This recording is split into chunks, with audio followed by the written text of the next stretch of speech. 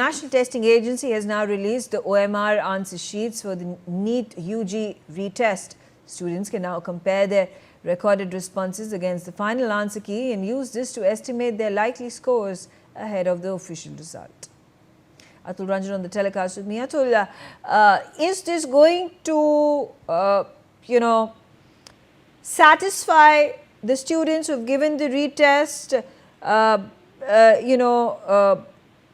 satisfy their concerns about how their retest went? There can be transparency and credibility in these results that have now been released by the NTA.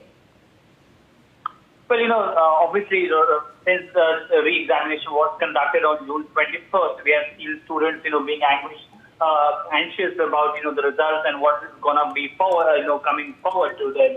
But now we're seeing that, the NTA has, released the OMR answer sheet today, and obviously the rate of 22 lakh students have, been tapered off, a bit because of this development. And now obviously the students can compare their scores right now because of the fact that the final answer sheet has also been released by the NTA, and as well as the fact that it is an OMR sheet, which basically reflects the responses that they gave during the examination that has been released. So students can now compare and estimate their possible score.